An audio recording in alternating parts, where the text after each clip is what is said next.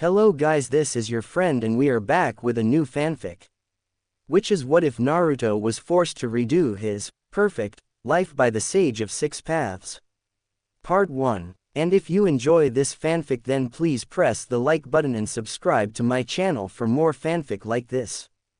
And now let's start the fanfic. Naruto, who had now more or less shrugged off his drowsiness, just stared at the apparition before him. Excuse me. We're sending you back in time, Naruto.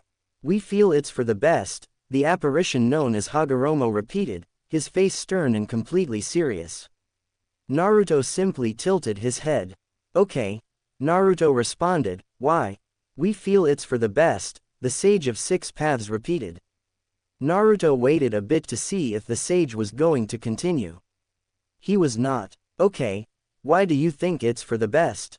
Naruto clarified. He had finally gotten to the point where he was supremely happy in his life. He had achieved his lifelong dream of being Hokage, and started a family to fill in the void he was missing almost his entire life. He had a loving wife, and a beautiful daughter. Yeah, his son was a rebellious punk, but he reminded the blonde Hokage of himself when he was younger, so there was a certain pride in that as well. Not to mention that it was also kinda his fault his son was acting out. So there was that. Point being, he was really happy where he was in his life and had absolutely no intention of going back. Having to redo everything to exactly the way it was before just seemed ridiculous, especially considering the kinda shit he had to go through. Holy shit, that whole fiasco with Sasuke. That happened. It seemed like almost a lifetime ago, but he and Sasuke had totally saved the world. Oh, and Sakura and the rest of the ninja world was there as well. Details. The Sage of Six Paths just shook his head. We believe that it's for the best. Naruto finished inquisitively. He was hit on the head with the sage's staff. No, Hagoromo answered, we believed that you were too lucky in the events concerning your life. A lot of the things that went down in your Hagoromo paused to find the right words, sordid life seemed a bit too coincidental. Naruto bristled, really? Like what? Like the time you just so happened to awaken the chakra of Kurama exactly when you needed it on the bridge in Wave. Naruto scowled slightly. That happened. Kurama, did that happen? The tailed beast inside him groaned, what? Maybe. The giant fox then noticed the sage. Sup Gramps? Gramps nodded in kind, having somehow heard that. Naruto nodded as well. I don't clearly remember that, but I know it made sense. Oh really? Then how about that time that you somehow outran an entire train? Hagoromo continued. When the hell was that? The mission to Snow Country. To save the princess, Yukie. How the hell do you know about that? Naruto asked. Details, Hagoromo answered. Fine, Naruto replied, not caring either way. I can easily outrun a train. I can outrun light if I really wanted to. Hell, my dad used to do it all the time. You were 13 at the time. I was a gifted youngster, Naruto replied. Earlier that day you struggled to outrun a horse. I was also determined. Determined enough to outrun a train. You underestimate my determination. Very well, Hagoromo explained. Then that time you managed to survive Itachi and Kisame. Ero Sennin was there. Sasuke was there before him, Hagoromo retorted. He was still there. And how about that whole 3-year hiatus the Akatsuki went on? Explain that. They had their reasons. Explain them. I don't pretend to understand the minds of deranged S-ranked criminals. Explain beating Neji, determination, and getting pain to bring everyone back to life. Tak no Jutsu is a fearsome ability. Hagoromo just rolled his eyes, suppressing a more exaggerated response. Whatever, you're being sent back in time. Why? Naruto asked. We feel it's for the best, Hagoromo responded. Naruto stared at the sage. You know, you're being difficult. So are you, Asura, the sage responded. I'm not your son, but you are being sent back in time, the sage answered, twirling his staff in a circle. Instantly they were transported from Naruto's bedroom to a weird, void-like dimension. There was almost nothing in it, random colors just flowing in the background. Huh, so this is what being sent back in time is like, Naruto commented, looking around, very pretty. Kyuubi chose this time to chime back in, you're taking this really well, Naruto. Naruto looked at his stomach, give me a minute. You'll be sent back to about the time you were scheduled to take the Genin exam. We want to see how your life would go if you weren't so lucky, the sage continued. Naruto looked back at the sage, yeah, about that. Why exactly do you think I'll just play along? I have about enough power to completely and totally annihilate every single person in the elemental nations on a whim. There are about a grand total of, 0 people who can stop me. I'm assuming you want me to play out my life as I did when I was a child with slight differences. That's not going to happen. Purely out of spite, Naruto neglected to add. He was not excited about being pulled back in time and away from everything he loved. Oh, good question, the sage stated, glee in his eyes. With a twirl of his staff, Naruto was once again a child. Looking at his now much shorter arms and terrible jumpsuit outfit, all Naruto could do was shrug. Yeah, I expected as much. No big deal. Hagoromo chuckled, you're taking this well. Naruto shrugged again, well yeah. I can still use Shadow Clone Jutsu and Rasengan. That's literally my entire arsenal. I have learned literally nothing else in my entire tenure as shinobi, so just being smaller isn't going to really change how I fight. We're also taking away your toad summoning, Hagoromo continued. You hadn't signed its contract yet where we're dumping you. Oh, Naruto stated, will that take away my sage mode? Hagoromo thought about it, it shouldn't. I think that's just you being really still. Then that's fine. I hadn't summoned Gamakichi in a while anyway. He would be about the size of my palm anyway, Naruto responded, a hand on his chin. What about Kurama? Do I still have the fuzzball? Hey you, brat. Hagoromo decidedly ignored the interaction. Yes. Then I hadn't really lost anything but the ability to get the ramen out the top drawer. You'd be surprised at how much that changes things. For once since he woke up that morning he agreed with the sage. Also, you're allowed to bring one person with you. At this Naruto perked up. At least he wouldn't be totally alone. Hey, he could totally bring Himawari and completely with some heads. You can't bring people who weren't born yet, Hagoromo continued, as if sensing the Neo boy's intentions. Naruto visibly deflated. He didn't really care about that clause anymore. Although, I suppose you could bring Bolt if it's that important to you. No, Naruto responded without hesitation. He was not bringing his son back. No way in hell could the world handle 2 of him. He continued thinking on it. Can I bring back Sasuke? Hagoromo looked at him funny. I would assume you would like to bring back your wife. Naruto shook his head. Nah, if we went back together we'd probably immediately attempt some very disgusting and very wrong prepubescent. That'd kinda mess up your intentions of keeping things the same. Hagoromo held up a finger. Oh right. About that, you don't exactly have a choice whether or not things change. No matter what you do things will attempt to go the way they originally did. Explain. The gods that hired me to do this find your life and subsequent misfortune extremely entertaining. No matter what you do they will find a way to push it back on track. Oh, Naruto intelligently responded, well in that case you and them. Hagoromo held his finger back up, a hand to his ear. The gods say that now they're going to actively with you. Naruto shrugged. So who are you going to bring? Hagoromo asked. Naruto thought on it. He could bring Sakura. Having a super useful and ultra powerful kunoichi on his side would help things a lot.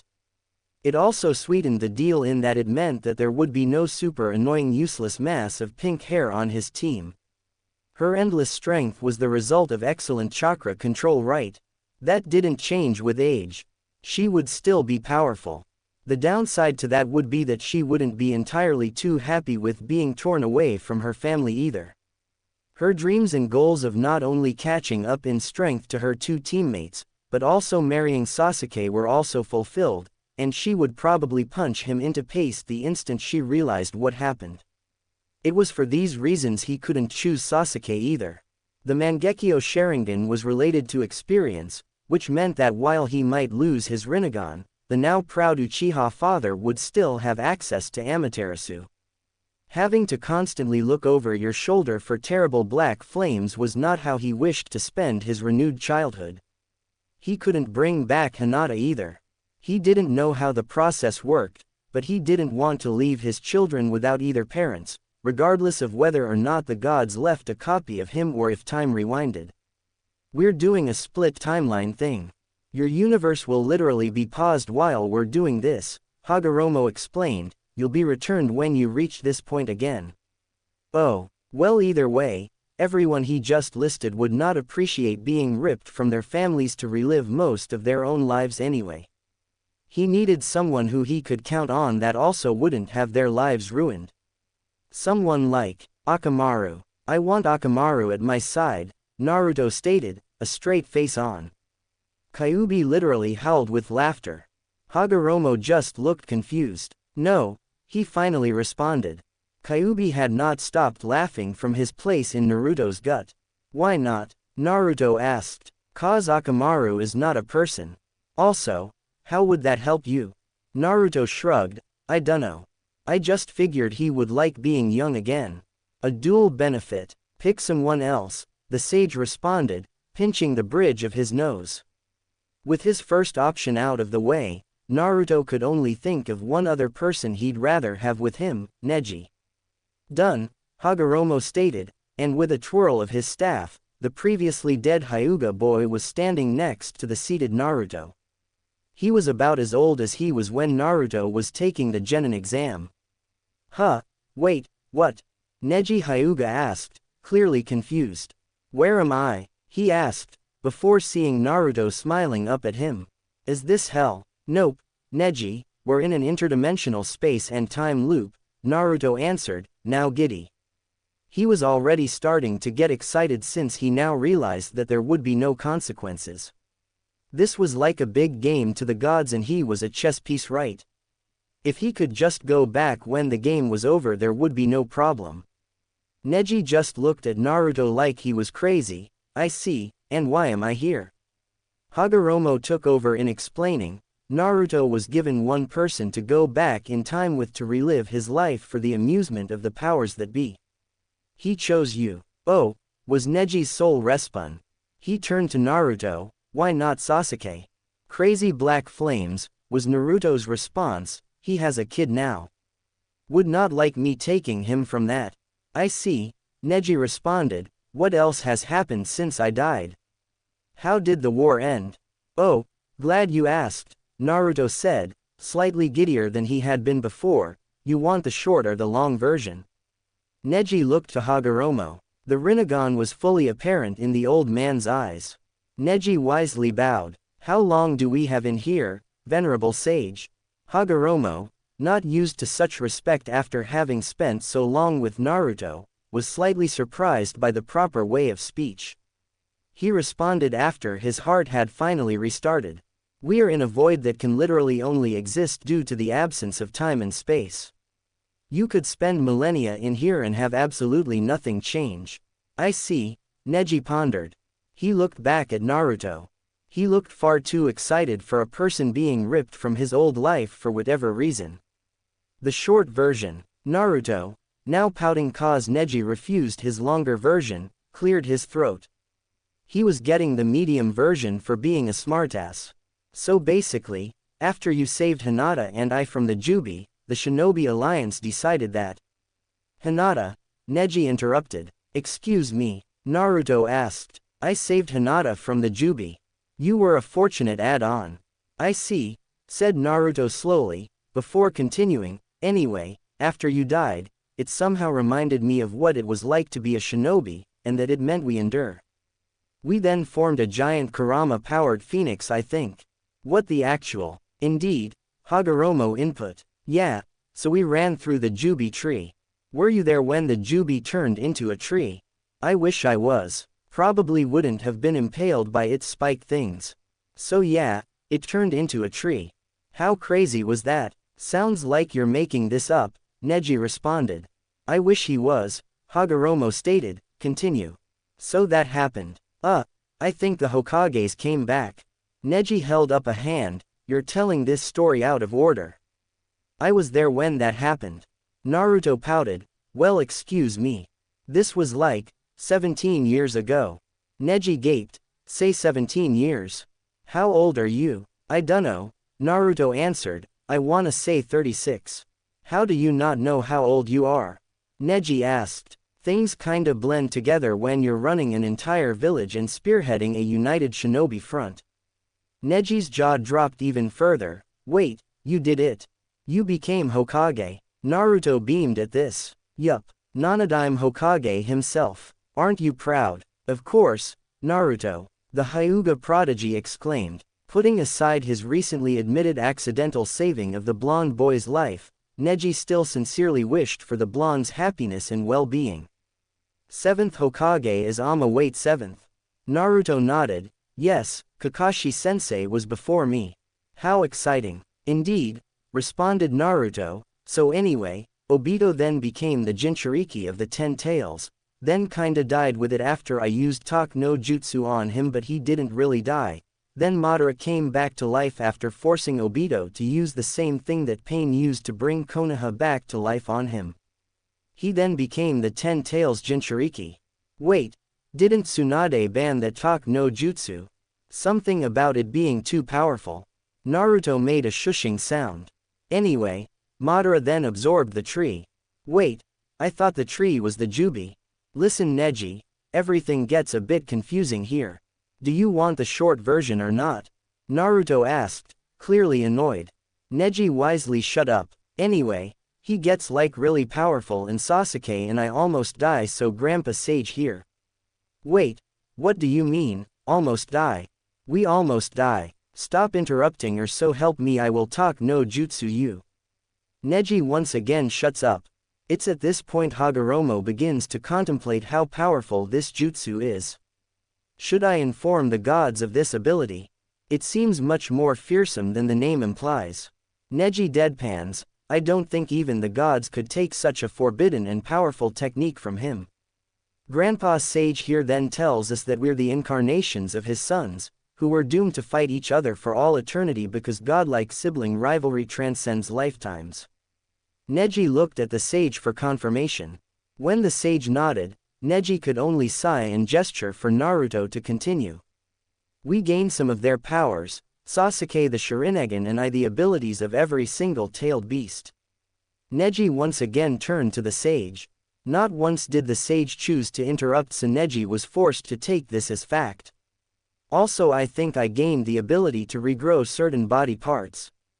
I regrew Kakashi's sensei's eye when Madara took it and Bushy Brow sensei's soul. Neji at this point just decided to never turn away from the sage. Seeing his straight face never once falter made the young Hyuga wonder how good this man was at poker. So anyway, we start fighting and we get Madara to a standstill. It was now that black Zetsu freak did something and Madara turned into Kagaya, Grandpa Sage's mom. She teleported us to another dimension a couple times and she teleported Sasuke to another one completely. It took all of Sakura-chan's saved up chakra and I think Obito's last powers of his Kamui. I don't quite remember, but we got him back. Now this next part may seem unbelievable. Sure, the next part. Neji commented. Right, so Kakashi-sensei told me that shortly after we saved Sasuke, Obito died, but because he was really determined, he was able to loan Kakashi his Sharingan for a bit and Kakashi used to make a perfect Susanoo and protect us when we eventually sealed Kagaya away in another dimension. Neji held up his hands to stop the story. Wait, hold on. Obito did what? I thought he was our enemy. Talk no jutsu, Naruto responded. Oh right. Seeing Neji's immediate acceptance had finalized Hagoromo's decision to tell the gods of this technique. But he came back to give Kakashi his Sharingan. There's a limit to how far determination can go. You'd be surprised, Hagoromo cut in. So anyway, Grandpa Sage summoned us back, Sasuke and I fought, and eventually lost both our arms, before I finally pulled that stick out of his He then settled down, roamed the earth, had a kid with Sakura, I had 2 kids with Hinata, and we all lived happily ever after until this happened. It was here Naruto found a gentle fist at his throat. He poofed into non-existence. Wait, what? Neji asked. Hagoromo shared that sentiment. That was a shadow clone. Hagoromo, who couldn't believe it, cursed before putting his hand on Neji's shoulder. I'll be back. In his office, Naruto had momentarily stopped eating his instant ramen when the memories of his clone zipped back to him. They finally figured it out, huh? The orange Hokage then placed his hand on the intercom. Hey Shizune. Yes. Naruto. His lovely assistants who looked over the last 2 cages answered. Next time I press this button, remind me of something.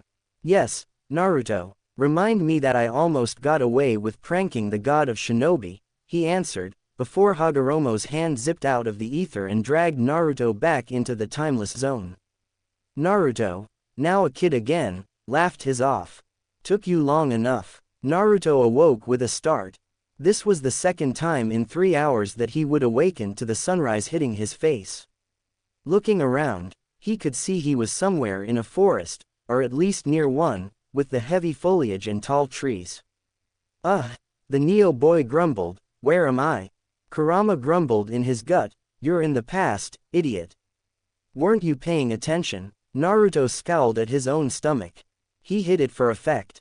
That does absolutely nothing to me and you know it, the fox yipped. Turning over in his host's stomach, the fox then proceeded to stretch to make his point known. I know, Naruto replied, before standing up to get his bearings, there aren't many ways for me to convey my annoyance to you though. It was around now that he noticed a tall enough tree.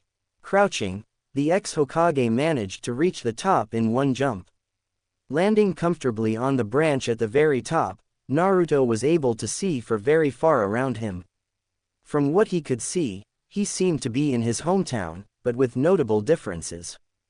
It feels weird, looking at that mountain without my face on it. Never mind the entire city, complete with skyscrapers and cars, that's missing from the top. Naruto scowled a bit, why are you speaking so deeply now? If I could imagine your voice in text, it would be in bold. Kyuubi shrugged, I just felt like distinguishing myself now that I'm back in time. This was how I talked to you originally. Nostalgia's sake. I see, Naruto replied, still looking out over his old hometown. Anyway, yeah, all that stuff is gone and missing too. It's just, I was proud of that face, you know. It was nice. Validated all my struggles up till that point. Yeah, I know. Well, if you could do it once, you could do it again, can't you? Or are you afraid? Naruto shook his head vigorously. No, of course not. Or do you think that the gods were right? That you just got lucky all those times? Shaking his head again, Naruto smirked, heck no. Everything I've done, everything I've accomplished. It was all me, I know that for sure. So there's nothing to worry about. Besides, you have me this time. I could probably solo everyone here if you let me out. You probably wait. Why are you asking? You haven't been sealed for years. You can leave at any time. Oh right, the fox replied, one sec.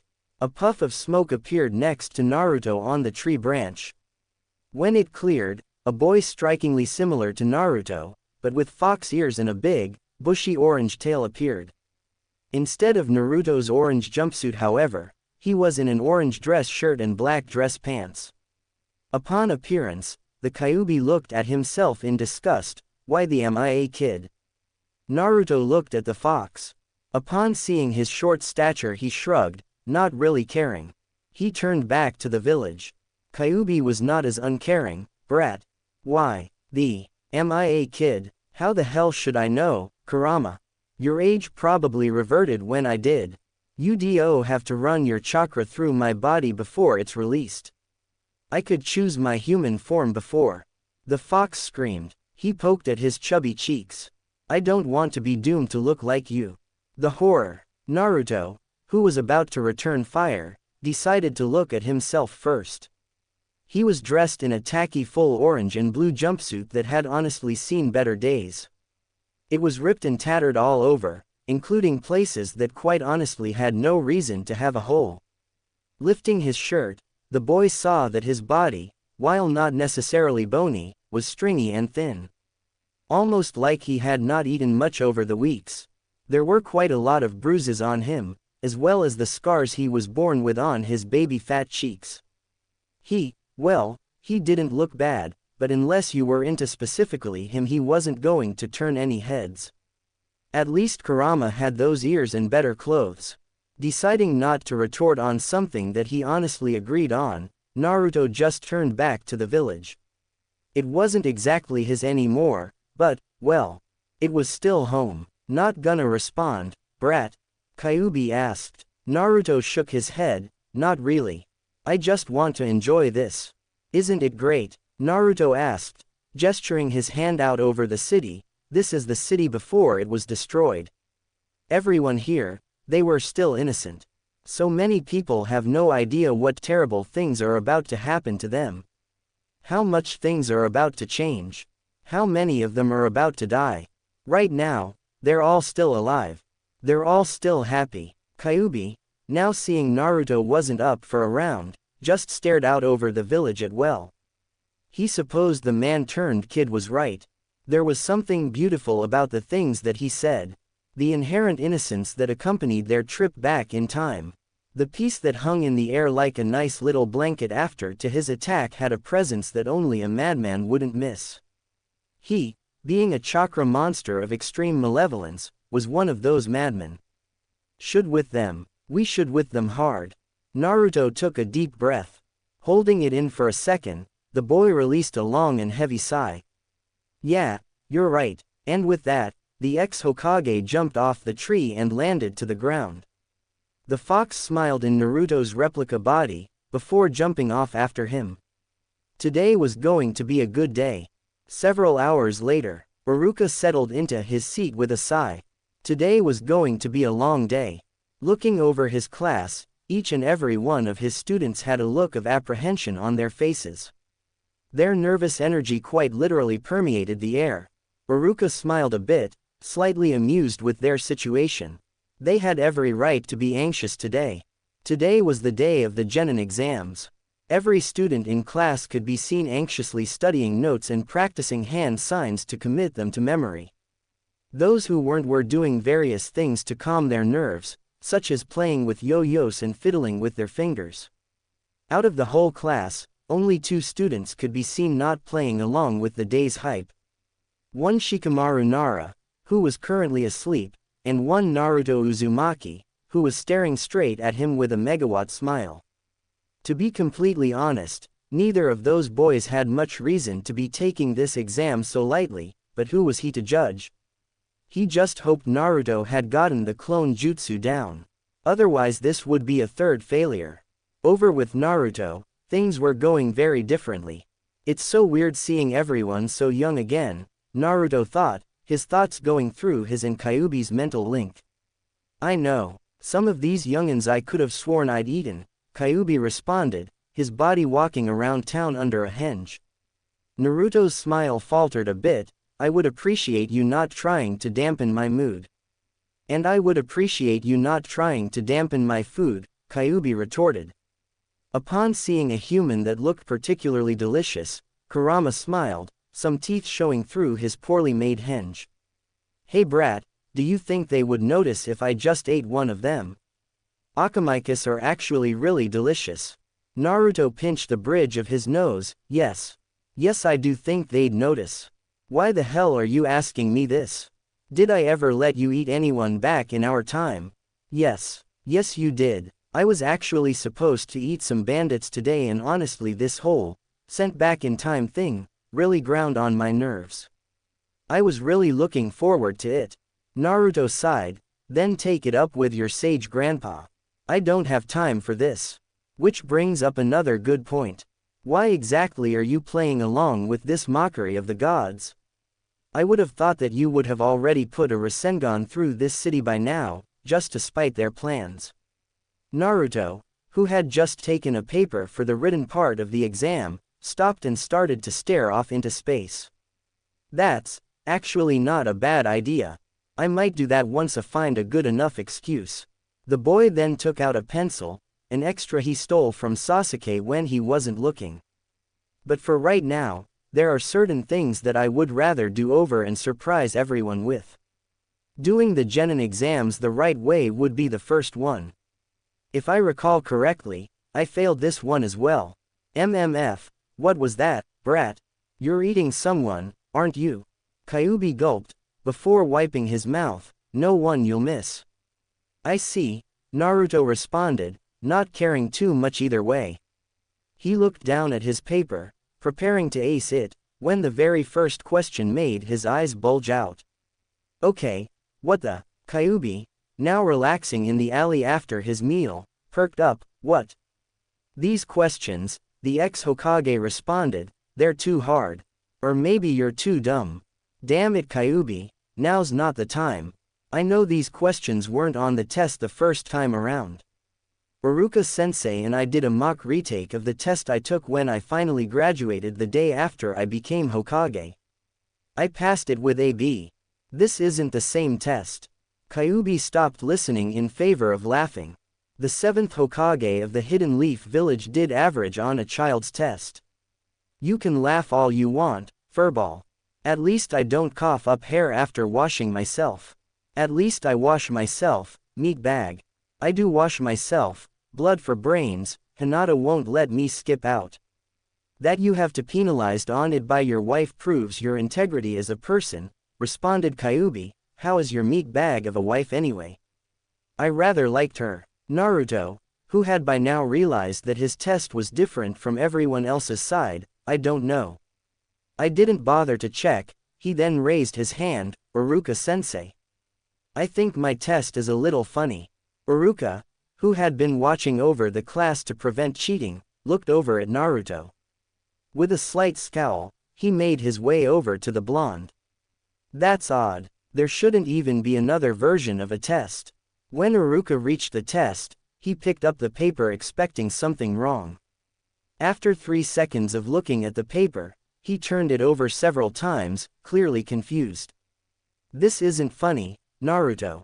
Excuse me, Naruto asked. Excuse him, parroted Kurama. I said this isn't funny. Your test is the same as everyone else's. Get to work, the Chunin repeated, before setting the paper down. Looks like you're stupid, the Kyuubi restated. He had started to pick the villager out of his teeth. Bullshit and you know it. Come disperse this genjutsu so I can do this test. Kurama blinked. Since when could I do that? Naruto blinked. What do you mean? Since forever. I can't do that. Then how the hell have I been able to dispel genjutsu? To answer this, the Kyuubi shrugged. Naruto felt it somehow. Then what? Maybe you just have too much chakra.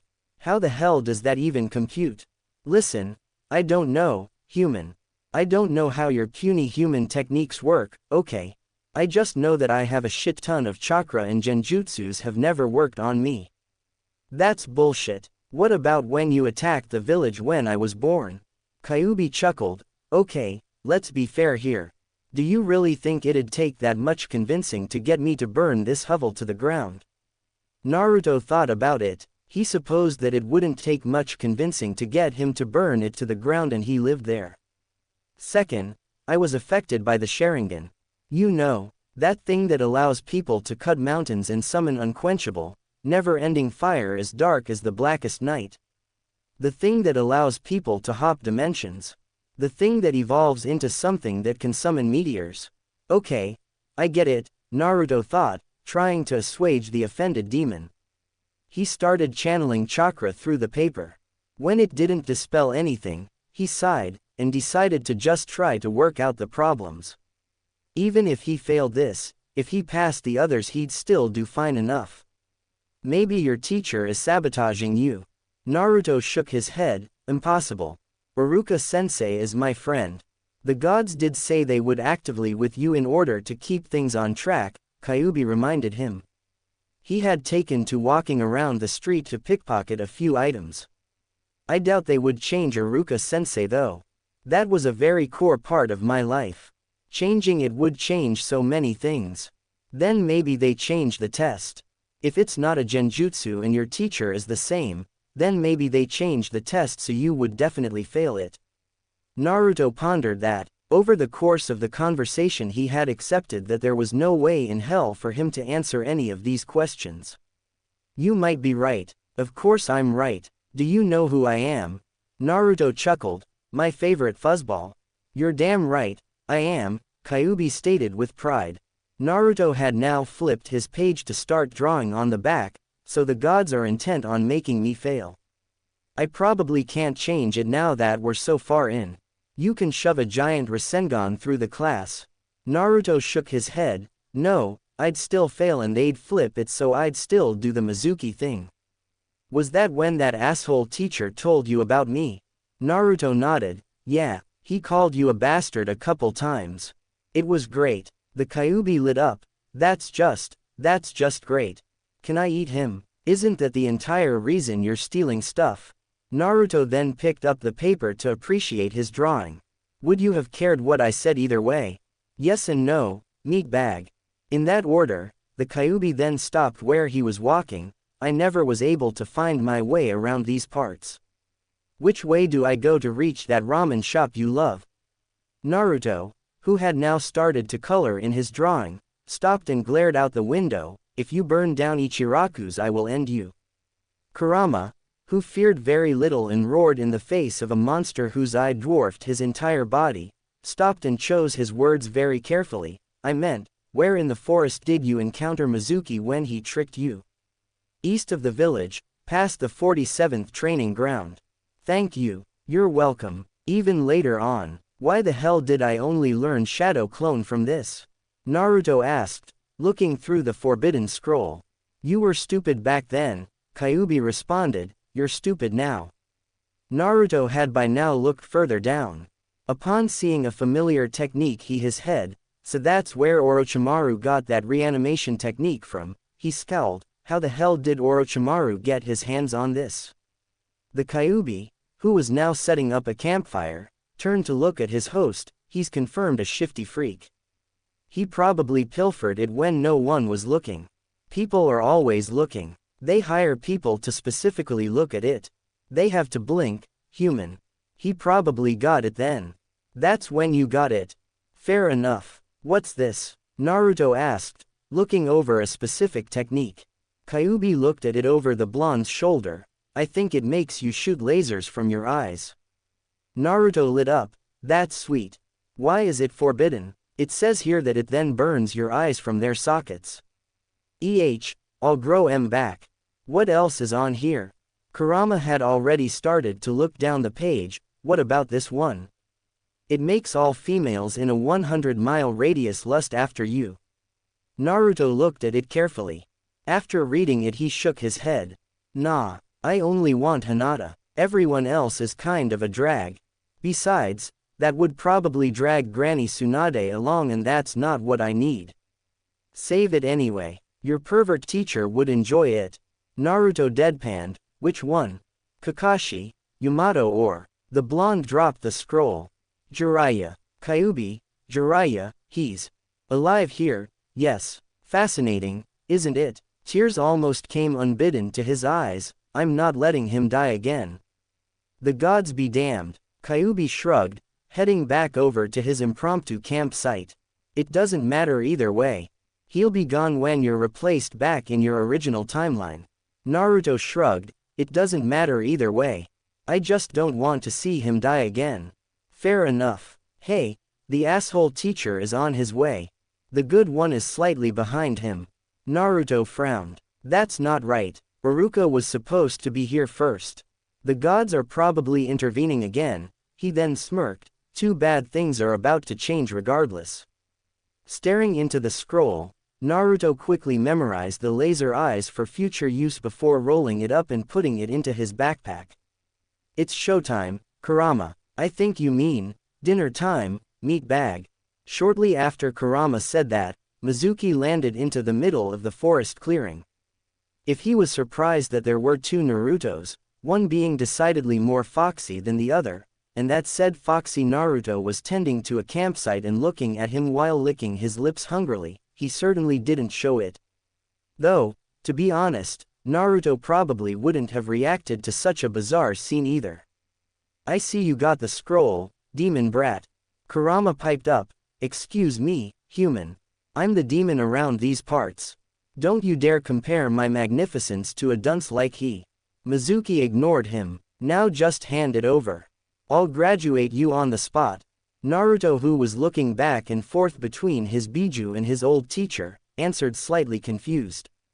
Do you not see that? It doesn't concern me, Mizuki replied. Naruto looked back at Kyuubi. He was placing salt in a cauldron. I really think it does. Mizuki had started to get fed up. He didn't have much time. He had to get the scroll and head over to Orochimaru before he was caught by the Konoha officials who were almost definitely looking for him. I don't have time for this, brat. Just hand it over. Naruto, who was now clutching the scroll, was just extremely perplexed. Is this the doing of the gods as well? Is he stuck on the same actions as before? Maybe, responded Kurama. Your less annoying teacher is still as far away as before. I'm guessing they're waiting for something. Who are you talking to, brat? Is it the demon you have inside of you? Incidentally, he was. What are you talking about? Naruto asked Kurama. Mizuki thought he was talking to him and continued. You mean you don't know, demon brat? Then allow me to tell you. You, Uzumaki Naruto, are no normal child. Have you never noticed the stares? Why no one would talk to you or let you in on their little, pathetic reindeer games? It's because you, child, are actually so much more horrid that you look. Naruto took personal offense to that last part. He filed it away for later. Mizuki continued, you disgusting little brat, are actually the terrible Kyuubi no Yoko that destroyed the village those years ago. You are the being that caused us so much death and destruction. You're the one to blame for the sadness that has plagued us all. Again, that was me. All me. And Obito, Naruto clarified. Details. So what do you have to say for that? Huh, demon brat, I bet you're feeling broken and betrayed. Mizuki continued. Not really. I already knew all of that. Mizuki blinked. What? I said I already knew that. Mizuki blinked again. Oh. Okay. Then, I guess I'll just kill you now. No you won't. A voice came from the forest. Immediately Iruka jumped from the tree line and in front of the young orange ninja. He was promptly knocked out by said orange ninja. Oh, that's where he was. I guess he was just supposed to wait until Mizuki spilled the beans. It might also be why he's trying so hard to ignore me. For him, Kyuubi stated, adding field poppies to the soup. Aren't those poisonous? Naruto asked while carrying Iruka over to a safer place. Yes, was Kyuubi's reply. Then why are you eating them? Cause it's a good thing I don't have organs or a respiratory system or anything inside me at all to be affected by the poison. I'm going to abuse that power.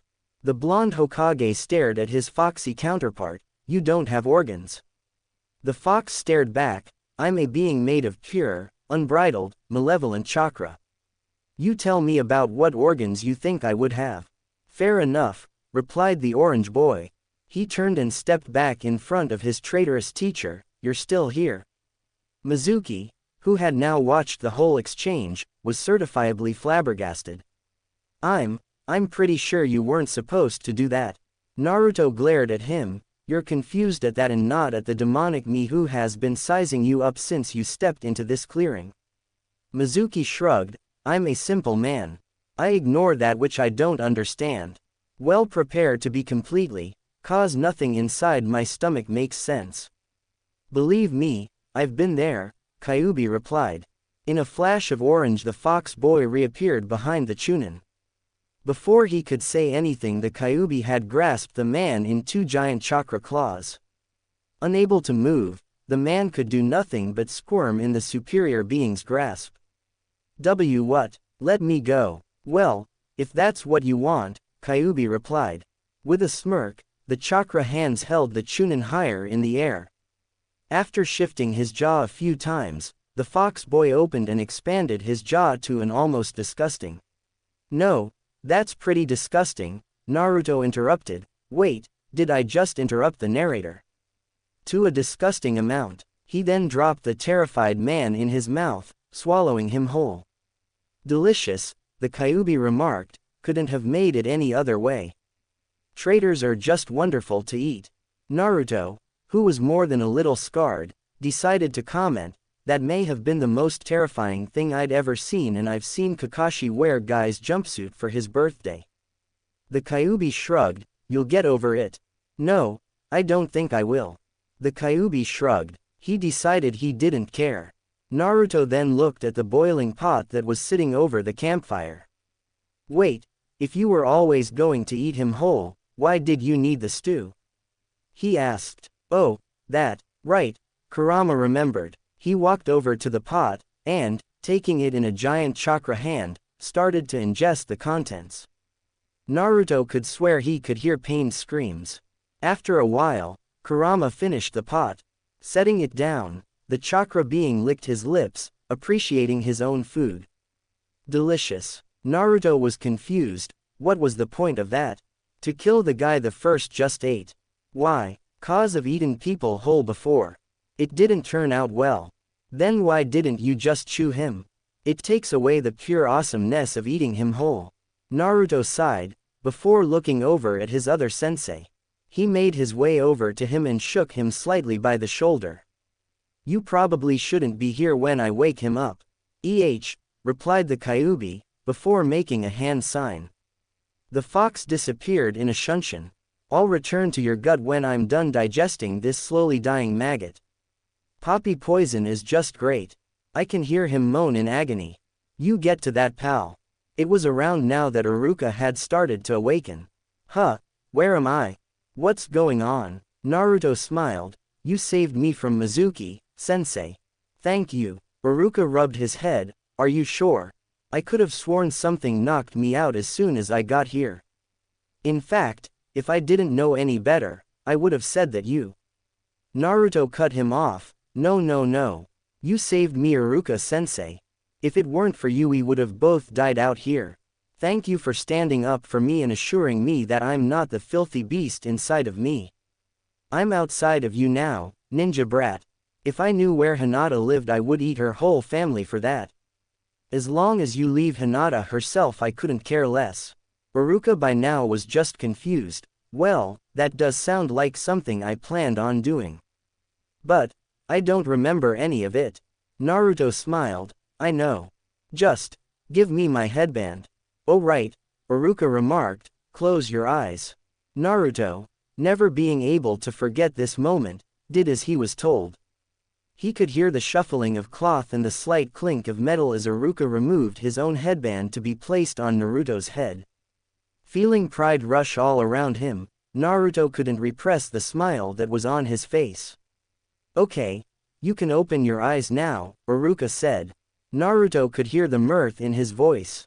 Slowly, as to savor the moment, Naruto opened his eyes. Iruka no longer had his headband on, and instead held Naruto's goggles in his hands. Looking up at his forehead, Naruto could see the leaf symbol shining in the morning sun that was now rising once again. Congratulations, Naruto. You are now officially a member of Konohagakure's ninja force. I'm so proud. Naruto's smile now stretched across his face. No longer able to contain his joy, even though this was the second time this was happening, the boy tackled his mentor, the same man he saw as sort of a father. Iruka, who was now no longer able to fend off the joyous energy just radiating off the boy, hugged him back, a smile on his face as well. Thank you, Iruka-sensei. No problem, Naruto. Congrats, B-student, Kyuubi remarked. Naruto mentally flipped him off. How, if I know? After a short while, Iruka spoke up again. Now, let's get some ramen before we go head back to Sandaime-sama, okay? Naruto nodded. He didn't think there was a time he was ever happier than he was now. What about when you and your wife did that? He didn't think there was a time in this timeline where he was ever happier than he was now. Oh, Halfway to the village, with Naruto more or less carrying the still dazed Iruka, the teacher decided to speak up again. Are you absolutely sure what you said had happened? 'Cause I could have sworn that. Do you want me to knock you out again or not, Iruka-sensei? Iruka shut up and just kept walking to the ramen stand. Naruto stared ahead of him, his body posture rigid and his glare resolute. Unflinching, the boy kept his gaze forward, refusing to blink or even move, for fear that the man in front of him might disappear. The man standing across from him, for his part, tried his best to return the gesture. Instead of his glare being intense, however, it was little more than lazy, bordering on sleepy. Truly, Kakashi had no idea what was going on, but he was sure that it wasn't anything he wanted to do with. Now somewhere in the back of the Jonin's head he could realize that the child in front of him dressed in all orange with whisker marks on his cheeks could easily be assumed as one of his students. There were probably about 2 to 3 people in all of the Hidden Leaf village who wore orange, and judging from recent reports about the boy's newly gained technique, almost all of those people were probably the child as well. This being said, the one-eyed man could not for the life of him figure out why exactly said student was here. Kakashi was currently standing at the memorial site, a place where no student Naruto's age had any need to be, trying his best to pay respects to his fallen teammates and sensei, the 4th Hokage of the village hidden in the leaves. Come to think of it, the boy looked eerily like the 4th. Maybe his son, almost definitely. Huh, look at that. Anyway, he was trying his best to pay his respects, a feat he did religiously and only when someone important needed his time elsewhere. The penance for their deaths fell heavily on his heart, and he damn sure couldn't bear the weight of such guilt himself. Therefore he would grieve for them for other people as well and consider the hours, sometimes even days, of their lives he wasted as a small payment. It was the least he could do. So with this in mind, the ninja decided to be only 2 hours late to pick up his cute little prospective students. Unfortunately, one of them seemed to have come to him early, at that. It was after several long moments more in which he hoped the kid would leave that Kakashi decided to break the silence that the young ninja brought with him. So what can I do for you? Kakashi drawled, his hand starting to reach for the orange book that he had in a pocket near his thigh. It was getting to the point where he was pretty sure he was more known for it than the Sharingan under his headband. Kakashi shrugged and pulled it out anyway. So be it, there were worse monikers. The rather small boy responded to his question with a chuckle. Looking left and right for reasons the Jonin couldn't fathom, he had followed the action with his own eye faster than most would perceive. The small genin prospect simply proceeded to stretch his hands over his head. Nothing really out of the ordinary. No, the words he said next were what toppled the man. It's not your fault, the boy remarked. Kakashi raised his eyebrow. Excuse me. It's not your fault, the boy repeated, an almost bored expression on his face. The death of your teammate, Obito, and your teammate, Rin. Their deaths aren't your fault. Kakashi wasn't sure he heard the boy right. Unless he was going crazy, there was absolutely no way the boy could have known that kind of information. That or he was going deaf. He decided he was going deaf. He stuck his pinky in his ear to make sure they were clean. Deciding they were, he turned back to the boy, who was now stretching before him. Excuse me, the man asked again. Naruto rolled his eyes. I said, the boy exclaimed. His voice was very audibly annoyed. The death of your teammate Obito under that terrible cave-in at the hands of various enemy ninja, which resulted in you having to inherit his Sharingan, as well as the subsequent death of your teammate Rin Nohara's death at your own hand, literally, Naruto left out, is not your fault. It was out of your hands. You did all that you could. Kakashi blinked. Okay, so he had heard right. It didn't explain how the kid knew what he did, unless... Naruto watched as Kakashi's face scrolled from surprised, to incredulous, to downright furious. The orange book his teacher frequented snapped shut with a very audible snap. Any amount of mirth the man once had at seeing him before had dropped immediately, and with the hand he had been using to hold his smut book, the man slowly reached for his headband. He was likely to prepare his famed ocular power. And it was for this very reason that Naruto smiled. I don't know who you are or who hired you, Kakashi said, a hint of steel in his voice, but your decision to confront me directly and reveal such information was a terrible decision on your part. It was at this time that Kakashi had just lifted his headband, and it was at this time that Naruto had finally gotten what he wanted. You see, being best friends and rivals with a person who owned not one, but two legendary and powerful bloodline limits made friendly bouts extremely difficult. While Naruto was not in any way weak, when fighting against someone who could not only fight on par with him, but tiptoe through different dimensions as well as summon meteors, one learned that a trump card was something that needed to be in effect. If not only to win those friendly bouts. This in mind, Naruto had found a way to counter not only the Sharingan, but the Rinnegan years before his jump through time. Not only did this method work, but it worked on eyes much stronger and advanced than the one in front of him. Crossing his fingers, the boy did the one technique that he knew to work on even the mightiest of gods. Harem number jutsu, Naruto screamed, and his scarecrow teacher, Sharingan blazing in the heat of fury, was forced to stare down the multiple bombshell women in front of him with all the intensity and focus of a man determined to take apart a traitor. He had dove into a charge the instant his eye was unveiled, only for the blonde to be enveloped in smoke and replaced by this horde of woman an instant later. His eye, completely unbidden, darted over and traced every inch and curve and the wall of feminine perfection before him. With this all beautifully committed to memory, Kakashi couldn't even close his eyes to rid himself of the blood-filled knockout coming, because his Sharingan had already memorized and readily supplied the images to his mind's eye. Kakashi was knocked out on sight, which left Naruto free to do with him as he pleased. The blonde boy smiled. Later, Naruto trudged on through the streets of Konoha, his sensei lobbed haphazardly over his back and his eyes staring straight forward. Given the large gap between their ranks, with Naruto being barely a genin and Kakashi being an experienced jonin, not a single person batted an eye. They all assumed that everything was okay as there was no way Naruto could hurt the silver-haired man. About halfway to the academy, Kyuubi decided to make himself known. So, did you really think it was wise to tell all those things to your sensei? Kurama mused from his lounge inside Naruto. He might catch on to the fact we're not from this time. At this Naruto shrugged. So? Kurama raised an eyebrow. What do you mean, so? I mean, so, there is no reason for me to fear of them knowing. We never tried to hide anything at all in the first place. If they ever do find out about what we really are, great, we get to sway from the path and with the higher beings that dropped us here. Chances are however that whatever I do will instantly have damage control run and nothing will leave any lasting effect whatsoever. Case in point, Naruto lobbed a kunai straight between the eyes of a passing man.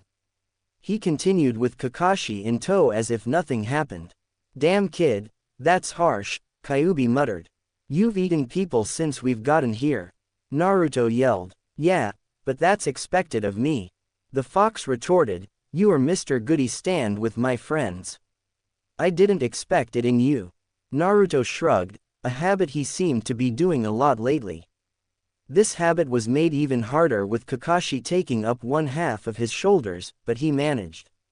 Being in a timeless wonder zone has dulled my ethics a bit. Sue me, how did you even find out about this? Kyuubi asked. He didn't make note of it, but in the few meters Naruto had managed to drag Kakashi, the man with the kunai in his head had been healed and set back to work as if nothing happened.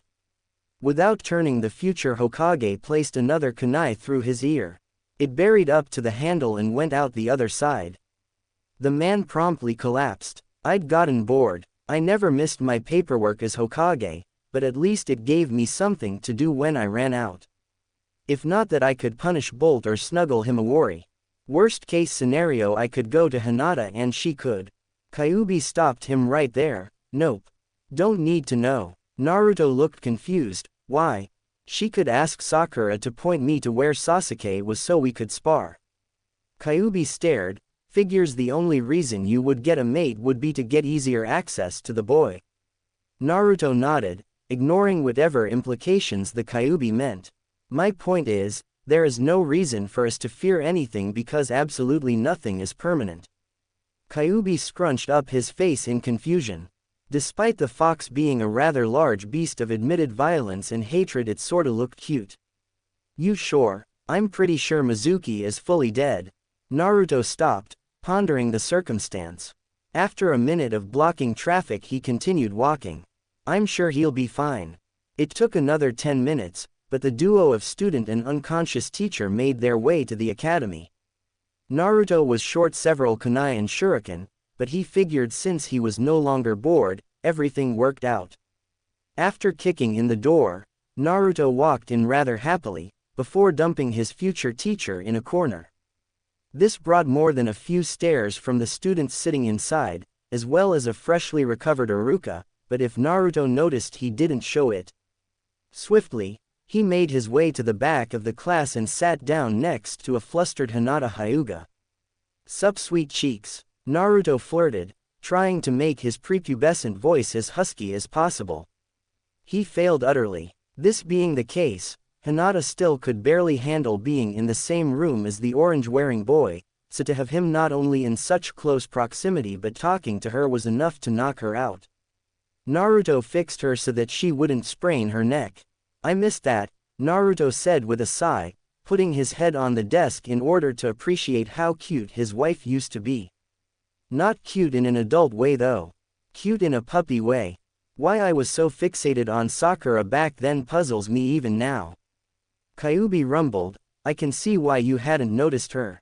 She was so pathetically weak back then. This is too far of a cry from the beast of a woman she became in the future." Bah, Naruto chuckled, "Does the big bad Kyuubi miss little old Mrs. Uzumaki? I wouldn't go so far as to say, miss. I miss no one but maybe the old man. No, I miss the things she did.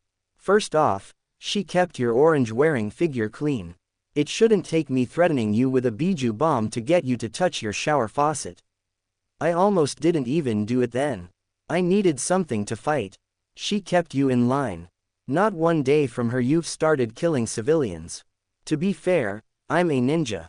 It's in my job description. Even if it wasn't, I'd probably do it anyway since they can't actually die. I think you charged up chakra for as much as you could and threw it in a line. It went straight through the Hokage mountain." "Oh right," Naruto said, his eyes opening.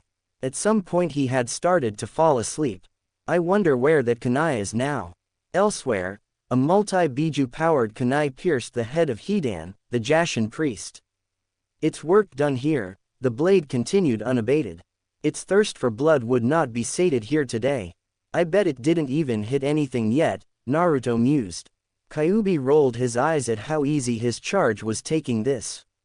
"There are easier ways to with the gods, child." "True," the Uzumaki answered, "but I enjoy the sweeter things in life." Even later, the three students, Sasuke, Naruto, and Sakura, sat on a bench on the roof of their academy. In front of them stood a slightly flustered Kakashi.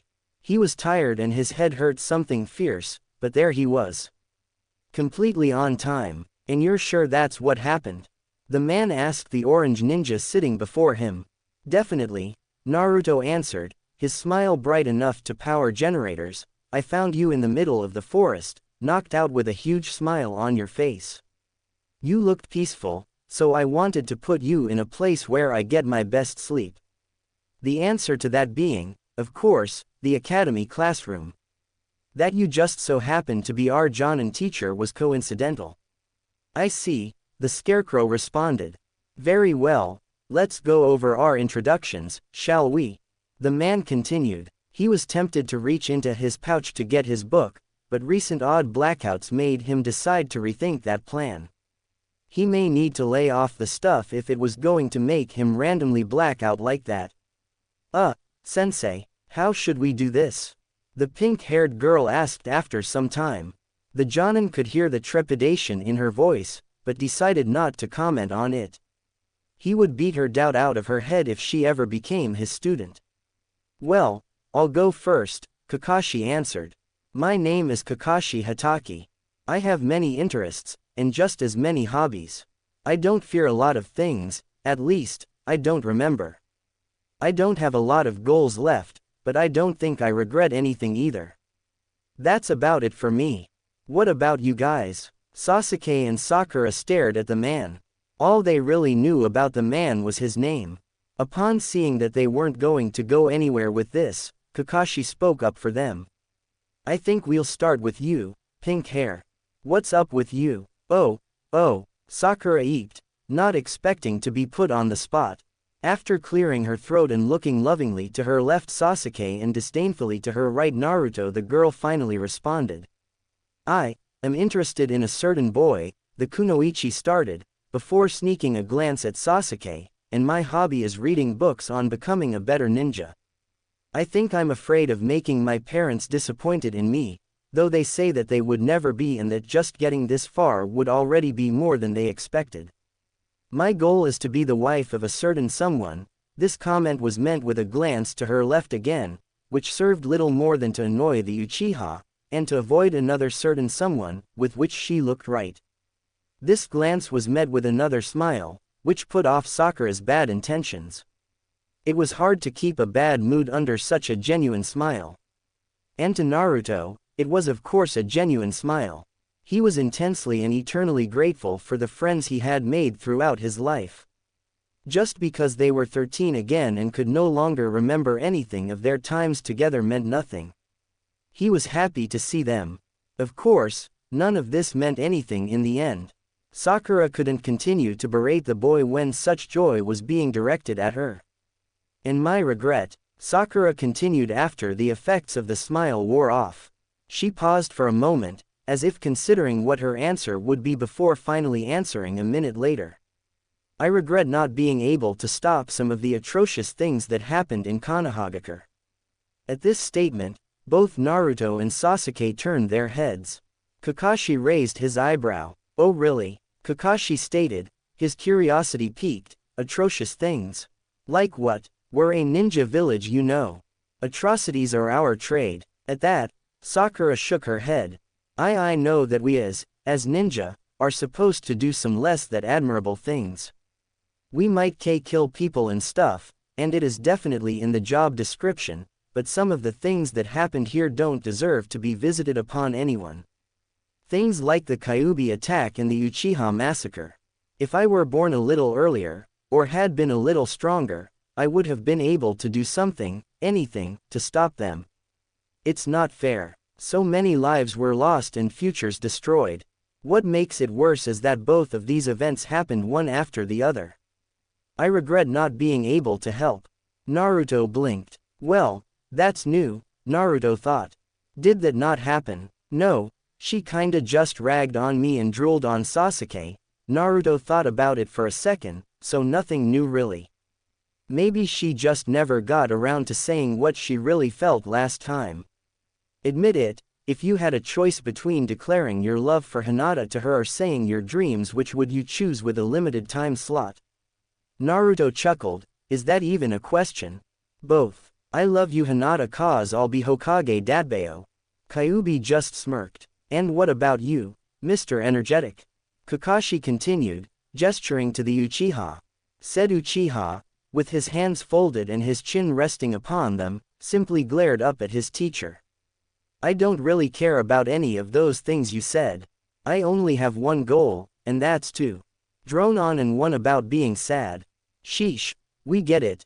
Life. Move on, Naruto interrupted, his hands behind his head now. Kicking up his feet, the blonde boy laid back to start cloud watching. Excuse me, Sasuke asked, surprise taking the seat for now. Surely his deep-seated anger would return later. Right now questions needed to be answered. Listen, Naruto started. He looked up, eyes roaming the sky. I know life is hard for you. Believe me, it hasn't been the best for me either. In this life and the last. But sitting around and wallowing about it isn't going to help anything. The boy then took a deep breath, closing his eyes once more and taking in the intricacies of life. Upon reopening them, He continued to stare at the clouds, though with a renewed vigor. Get stronger, get faster, do what you have to do. It's fine to be fully focused on whatever the hell it is that you want to, but that doesn't mean you have to ignore everything else along the way. From this, the boy continued to cloud watch for a few minutes. After a few minutes of silence, he looked down to see 3 pairs of widened eyes. Did I say something? Naruto thought. They're just surprised that you have a thought process, Kyuubi responded. Oh off, Naruto responded to that. Sasuke was the first to respond, his anger easily overwhelming his shock. His glare intensified on the boy before him, before closing and turning back forward, facing the Jonin. Whatever. I don't expect you to understand me. Naruto chuckled, causing the Uchiha to turn back to him. I understand you better than anyone else in the world, bastard. You may not think so now, you may not want to admit it, but you know that you and I share a certain kind of pain. You know we share loneliness. You want to bottle it all up, and take responsibility for all of the bad things that resonate within you. I don't know, maybe you think it's because it's some sort of right thing to do. But it's not. You don't have to do any of this alone. I don't know what made you think that, but you don't. Just think about it a bit. Why would the answer to the pain and loneliness you feel be isolating yourself? And it was the end of this mini speech that the rooftop was left once again in silence. Naruto didn't notice. He had gone back to cloud watching. I can see why Shikamaru does this so often, Naruto commented, more to himself than anyone else. Kyuubi wasn't on board with the subject change. Brat, did you just use the talk no jutsu? Kyuubi asked. His voice was slightly quivered. The use of that technique was fearful to experience, even if you weren't its intended target. Just being witness to it bore effects. Naruto shook his head. No, that was about the power of a quarter of its ability. I wouldn't use it just for our meeting. I just needed to get those words out to Sasuke before it was too late. I hadn't perfected talk until after Sasuke had already run off to Orochimaru, so I couldn't convince him to stay when it really mattered. Now that I have perfected it, I wanted to test it real quick. See if it could change anything. What do you think? Naruto asked while turning his head to look at Sasuke so Kurama could get a look. The boy was shell-shocked. His face was white and devoid of emotion. Regardless, one could see the internal struggle as new thoughts and emotions cycled through his mind. I think there's a reason Tsunade banned that jutsu. Oh, it's not that bad. Meanwhile, elsewhere, this is really, really bad, Hagoromo stated from his viewing spot in the timeless zone. Rinnegan activated, the sage could see the higher deities using the fullest extent of their powers to alter the path of the first meeting of Team 7 back to what it was before. Despite their best efforts, however, the region around their residence just would not revert. It was somehow resisting the influence of the very beings that created it, and that was a worrying revelation. There is no way that this boy has created a technique that powerful, the sage stated, his voice shaking. This talk no jutsu, maybe Neji was right. Maybe this technique really is powerful enough to alter the world better than even the gods. Back there, after recovering from their second shock of the day, with Sasuke still deep in thought, the crew on the roof came to the last member of their team. After surviving the first 2 students, however, Kakashi was unsure whether or not he was emotionally prepared to face this boy. And, you, Orange Kid? Kakashi asked, trepidation now apparent in his voice. Naruto, his smile amplitude now cranked up past 1,000,000, cleared his throat and sat up. Looking from Sakura, who was slightly shivering, to Sasuke, who flinched a bit despite still being in his daze, to finally Kakashi, who was utterly mortified, Naruto somehow flared his smile to dangerous levels before starting his introduction.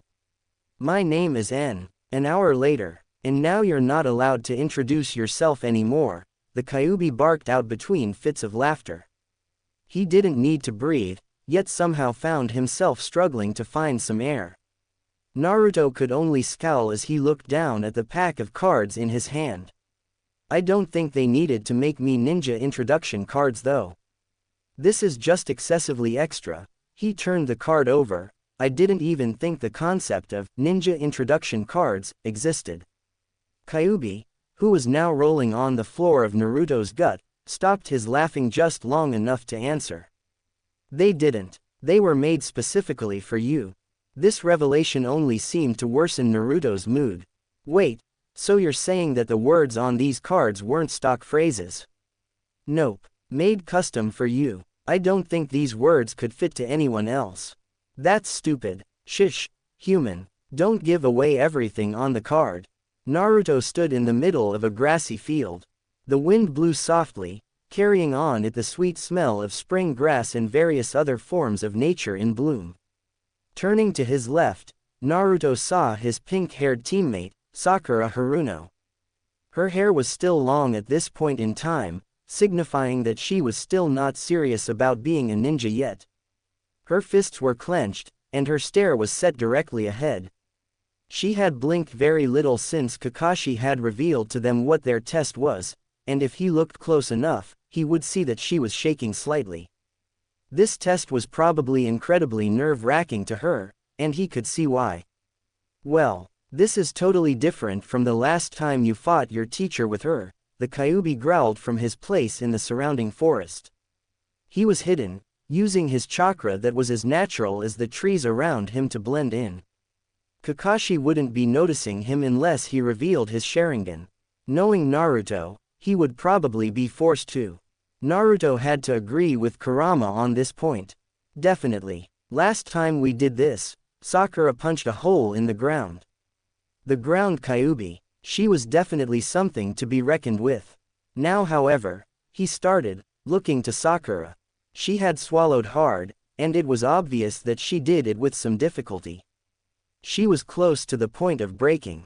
It's hard to believe such a powerful human was once this. Not really. Everyone started somewhere, Naruto rebutted. Despite her weakness now, in her is the resolve to push herself to amazing lengths. I was born being able to cause tsunamis with a single roar. And look where you are now, Naruto continued, you're able to be a pain in a single sentence. At this, Kyuubi answered with an indignant snort. Naruto continued, besides, Sakura became an amazing kunoichi, second only to Sasuke and myself. She did it all on her own, Kurama. Sasuke had the Sharingan and I had you. What did she have? Talent and hard work. It's something to respect. Kurama mulled it over, before shrugging. He dismissed the point with a huff. Either way, right now she's little more than useless to you. I'd suggest letting her clear out before letting loose. Naruto shook his head. That wasn't the point of this test. It's to show teamwork. Beating Kakashi is nice and all, but even if I showed I had the brute strength, there's no guarantee I'd pass. Then you're just not showing enough brute strength. Kyuubi responded. Maybe. Naruto then turned to see his other teammate. He wasn't nearly as well. In fact, one might say the opposite. Sasuke stood to his other side in a daze. Blank eyes stared forward, not really taking in much around him. He had shuffled in the training area not far ahead of Kakashi, and kind of just collapsed where he and Sakura were relaxing. Since then his responses were little more than meaningless, hollow gestures and the limpest of movements in response to certain actions being taken. Naruto started throwing pine cones at him. It did not provoke a response. Since then Sasuke had walked to the starting point when Kakashi had gestured him to, and had not said nor did anything when told about the test. A blink every now and then was all Naruto had to know that the boy was still alive. I don't think he'll be much help, Naruto said, mostly to himself. He got a mental nod from Kyuubi and another, more reluctant one from Sakura. He's been like this all day yesterday. Especially after introductions, the pink-haired ninja responded. To this effect she, albeit hesitantly, threw a pine cone at the Uchiha as well. It bounced off his head with a dud and landed near the genius' feet. The boy blinked. A thought occurred to Naruto. How would you know what he was like all day yesterday? Sakura stared at him. Is that a question you really want an answer to? It is not, Naruto responded, remembering slightly his own wife's stalking habits. Old stalking habits. Dear God, he hoped it was her old stalking habits. Kakashi had by this point decided that they had enough time to prepare. Taking out a small blue book, one that Naruto had noted was not of the smut variety, the Jonin proceeded to read as he placed a small clock on a nearby stump and set it to an hour. I'm sure you already have the gist of it, the Scarecrow said, his one eye entirely focused on the book before him, but I'll reiterate it just in case you don't. You have an hour. Just 1 hour to get one of these bells from my side. Those of you who get a bell will pass, while the one who doesn't will get sent back to the academy. Kakashi then paused for effect. He was disappointed when he only got one reaction out of the 3 kids before him. Sakura had gaped, fear drawn on her face at the idea of being sent back to the academy. Naruto had simply looked at him with a big, determined grin on his face. Sasuke hadn't changed since he entered. Kakashi was starting to get concerned. When exactly did you come up with the talk no jutsu, brat? Kyuubi asked, concerned as well. Naruto's face scrunched up in confusion. Why? What does it matter? No reason. Before Naruto could press, however, Kakashi pressed a finger to the timer, starting the countdown. In a flash of speed, the man was back in the center of the clearing, his eye having never left the book. You may begin, he drawled, and 2 of the genin were off in a burst of speed. Sasuke stood in the middle of the grounds. He gaped wordlessly at something Kakashi could only imagine. In the brush, Sakura did some breathing exercises as she tried to calm her nerves. Things were definitely not normal around here anymore. First off, things were weird with Sasuke. No, she never presumed to have maintained anything of a normal relationship with the boy, but she at least hoped that being placed on the same team as him would improve things even a little. That was not the case, however, for as soon as they were officially together, Naruto had to go off and tell that little speech that all but put her future husband in a coma. Though to be honest, it had some effect on her as well. Who knew Naruto was a natural-born speaker? And going back to that, Naruto had changed as well. Where before he was an annoying, orange-wearing loser who hung off of her at every chance he got, now he was more aloof and confident. He carried himself with a poise and grace that all but exuded some kind of regal aura. He still slouched and joked around when he was sure someone was looking, but in off times, when he was most relaxed, Sakura could feel it. Naruto held a sense of authority about him, one that wasn't there before. Things weren't normal. Sakura wasn't sure what to make of that. I would be confused too, a voice said to her right. She nodded, glad there was someone to share her nerves. It was then she realized she was hiding under a bush and there should really be no one there with her. With a jump and a clumsy attempt to pull out a kunai, Sakura turned on the newcomer next to her. Her knife had barely made it a few inches before her wrist was grabbed and held by an iron grip. Naruto laughed. If that's always going to be your reaction to me, we're going to have a terrible time on this team. Sakura blanched, somewhat ashamed at her knee-jerk reaction. Settling the kunai down slightly at her side, but not putting it away, the girl turned to see if her actions had alerted the Jonin in the center of the field. The Scarecrow had taken to walking around the boy in the center, who was doing a far better rendition of a scarecrow than he. With a slightly relieved sigh, the girl turned back to her other teammate. What exactly do you think you're doing? Sakura asked in a hushed whisper. Her tone conveyed very little amusement. Whether Naruto noticed or not mattered little, as the boy just smiled back at her. Sakura had the urge to shield her eyes from how bright it was. I just wanted to see if you wanted to help me take down our sensei, he responded. Absently he fiddled with Iruka's headband. This was before he had to switch the cloth because it was damaged from Jiraiya's training.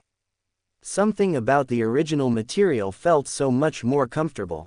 Sakura scowled. She kept half an eye on the proceedings outside their conversation. Kakashi had started to poke Sasuke with a stick.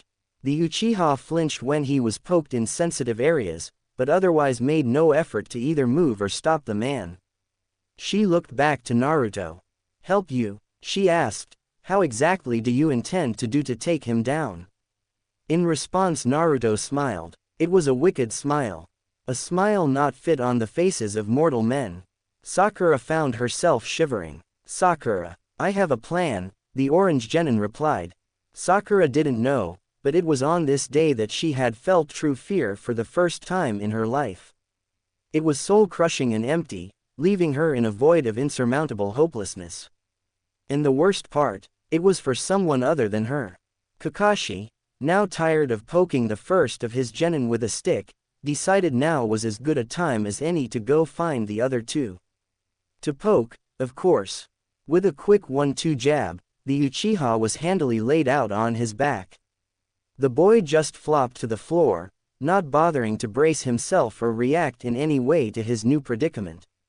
Kakashi shrugged, before turning around to look for his other two cute students. The man had to admit, out of all of the kids to stand and fight in the middle of the field, he half expected the blonde to be the one to do it. Confident, and looking to prove something was practically the kid's entire mo. His sudden change was unexpected, to say the very least. Kakashi glanced over to where he had seen Sakura, the pink-haired student, -2. She did well to hide her presence and deflect her exit path from where it was expected, but her movements were all academic in execution. As in woefully standard, Kakashi could tell the textbook feints and intentional noise distractions because he had studied them when he was in the academy not too long ago. He followed her, and her pink hair, for every movement she made until she finally settled under the brush and kept an eye on her the entire time, up until he started to mess with her crush. He was sure the pinkette would be too nervous to move from that spot as she had not moved the entire 10 minutes he was waiting, but apparently she was more cunning than he had anticipated. Sometime while he was poking at the boy, she had disappeared. Oh well, just means he would have to find her. With this thought in mind, the Jonin disappeared in a shunshin. They couldn't get far from a tracker ninja. Not when he himself was their target. Sakura tried her best to keep her attention away from Naruto as both him and his tangible clones dumped parcel after parcel into a huge pile in a small outcropping in the middle of the forest. They were near a river, and what started as a small bundle slowly became a rising mountain of things that Naruto was collecting. When asked what, the boy had just responded with a smile and a wave, telling her that there was nothing to worry about. For in truth, there was absolutely nothing for her to worry about. Nothing in this ever-growing pile of parcels and paper had any real significance to his genin teammate in any way. Years would pass before Sakura had any sort of revelation to even consider any of the things he was gathering of any importance. Said things were not true for his Jonin sensei, however. Their teacher landed in their clearing shortly after Naruto had grown the pile to a size for his liking, and even then the boy had clones bring in more parcels. Naruto turned from his work with a very visible smile on his face. Kakashi couldn't place the feeling exactly, but for some reason he had the slightest inkling that he was experiencing a precursor to fear. "Welcome Kakashi-sensei," Naruto greeted. He had his hands on his hips and stood with a pose facing his teacher. Behind him and to his right, Kakashi could see Sakura standing with a kunai at the ready. Their countenances were entirely opposite, so Kakashi decided to focus first on the more relaxed of the two. "That's a mighty impressive pile you have there," Kakashi drawled while taking notice of the stack behind the boy. Even as he talked, the pile grew ever bigger, the clones piling on more from elsewhere. From where, Kakashi couldn't fathom, but they were certainly working like a bat out of hell. When the boy, who Kakashi assumed was the original, just looked behind him at the pile before looking back at him and shrugging, Kakashi continued. "I hope you don't think a pile of junk would be enough to beat me." To this statement Naruto smiled even harder, and Kakashi could feel the sense of dread return twofold. Despite the dread, or perhaps because of it, that Naruto could feel on his teacher's face, the boy decided that now was the best time to start his plan. With a grand sweep of his arm, the paper on every parcel dropped in the pile disappeared, revealing an assortment of vividly colored books. Each one had a different picture of a girl and a heart, and the title, Aika Aika, could be seen plastered on the front. Kakashi was understandably surprised. Not that anyone would notice beyond the widening of his eye. Awestruck, the Jonin's body went stiff. His hand twitched, no doubt wanting to do nothing more than reach forward and delve through the utopia before him. After half a minute, the Jonin finally recomposed himself enough to speak. Naruto. What is this? How did you? This is our key to victory, sensei, Naruto interrupted. Using his outstretched arm, Naruto snapped his fingers, and off in the distance a resounding boom echoed throughout the forest. It sounded somewhat like a cannon. What was that? Kakashi asked, looking around. Nothing seemed to be coming at him or hurtling through the trees. I think you should focus more on what's in front of you, Naruto responded, and with a burst of speed, the orange genin turned Hokage and back to genin disappeared from sight. Kakashi went immediately on guard, knowing now that the boy was full of surprises. Before most could perceive, the book in his hand was replaced by a kunai and his stance changed to a low, almost crouching frame. Darting left and right, Kakashi employed his sight, scent, and hearing to the cause of tracking his orange student. The Jonin was of course alert. He was the most alert he could possibly be. Without a doubt, however, the boy had all but disappeared from his senses. Every single one of them. After 3 minutes of no response, Kakashi turned his eye to Sakura. When she flinched under his intense, analytical gaze which was meant for Naruto, he attempted to soften his stare. He hadn't succeeded, but it was apparent the girl appreciated the gesture when she calmed slightly. I mean, the knife was still in her hand and pointed at him, but it was more of a courtesy than an actual threat. What ninja didn't point a knife at their closest friends at some point in their lives? So what's your thing? Kakashi asked conversationally, eye still scanning the forest for Naruto. As soon as the boy moved, he had vanished from Kakashi's radar in every aspect. That did not sit well with him. Sakura, who was now just standing in no kind of stance, just tilted her head. What do you mean, sensei? I mean, what's your thing? Your shtick, Kakashi answered while turning in place. Up, left and right, forward, and behind. Taking a cursory glance downward, even though he doubted Naruto knew the jutsu, Kakashi checked underneath him as well.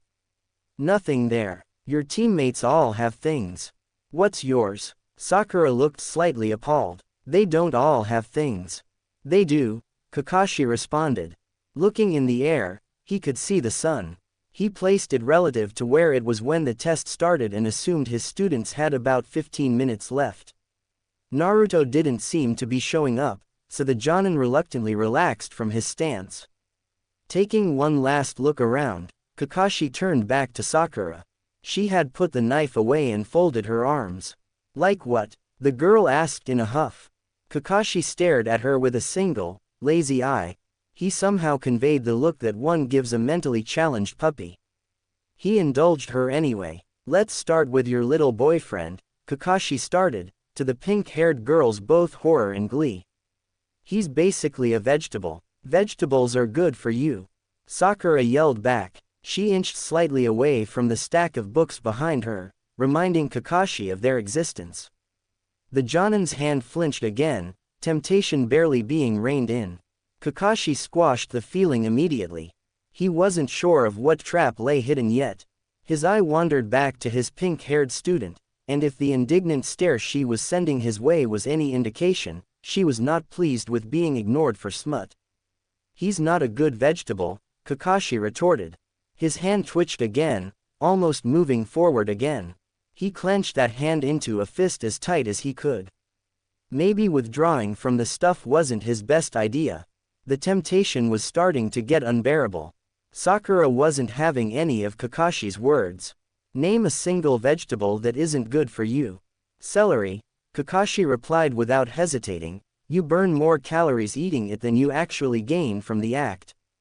That's great for diets. Sakura spat back, her arms now crossed. And diets aren't exactly something someone in our line of work should be indulging in. We spend enough energy in a day to warrant a week's worth of food for a normal person. Empty calories aren't something we particularly need. So, what, are you saying we don't need Sasuke? Sakura retorted in a huff. When Kakashi just looked at her, Sakura blanched. We do need Sasuke. Kakashi just sighed. Taking one more glance around, he finally stood upright before walking slowly over to the genin. What are you doing? Sakura asked, her face slightly paling upon seeing her teacher move towards her. The genin, completely disregarding her, continued moving as if she hadn't existed. Well, your teammate obviously isn't showing himself. Sakura bristled. So, well, then obviously he doesn't seem to care.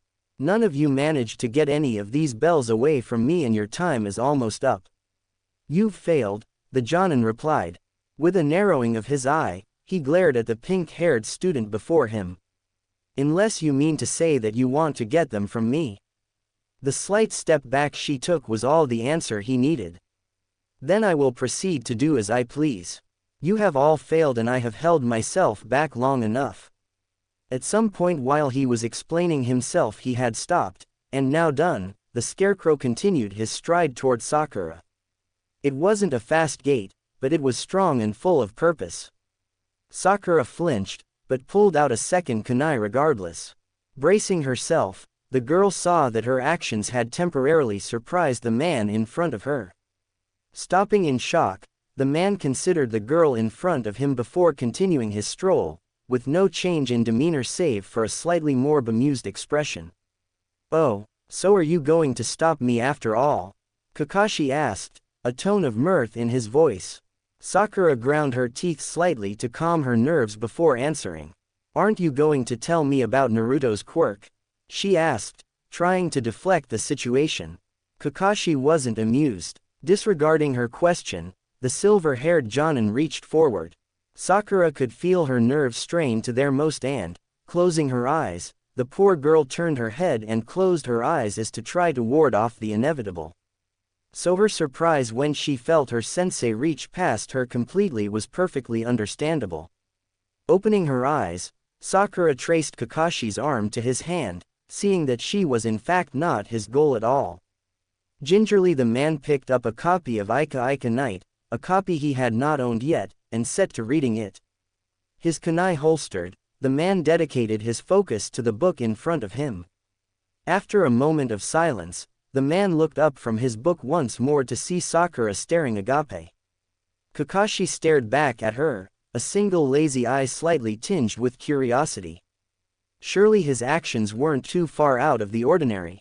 Is there something wrong? Kakashi asked, his eyes darting between his student and the words on the page, not really paying attention to either. Sakura, after a moment deliberation to get herself together, managed an answer. Nothing sensei. I'm just, surprised. Surprised? Kakashi asked, an eyebrow quirking. I do things like this all the time. Surely you've heard of my reputation. She had to have. At this point, the ex-Anbu member was almost certain that he was more known for his habitual porn reading than his Sharingan. This was a fact he was quickly coming to terms with. Sakura had simply shook her head at his question. No, it's not that, Sakura answered, before lowering her head so that her hair slightly covered it. A few quiet seconds passed, before Kakashi could hear a slight giggling. High-pitched and melodious, the girl managed to keep her mirth under wraps a few seconds longer before her giggles evolved into chuckles, and then full-blown laughter. Unable to contain herself any longer, the girl had all but fallen to the floor in pure amusement. Kakashi, however, was only confused. What's so funny? He asked. This wasn't the appropriate reaction of a genin 5 minutes away from failure. Sakura, who was now just barely holding herself up on one of her hands and her knees, could only choke as she tried to answer through her gasps for air. A few more seconds passed, and she managed to get herself mostly under control. I'm surprised that you actually fell for it. Every single little bit of his plan. Sakura managed to gasp out, and it was at this moment that Kakashi realized his mistake.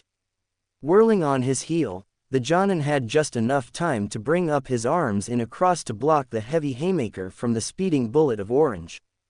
Kakashi's knees buckled under the weight of the attack, and suddenly Naruto's thing reasserted itself in the one-eyed man's mind.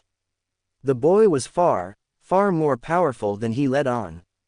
Lesson 1, the boy announced, the shockwave from the boy's launch finally catching up and launching the Jonin back and over the pile of porn. Dragging along the ground, the Jonin created a ditch in the dirt, before recollecting himself and looking back at his student. Taijutsu.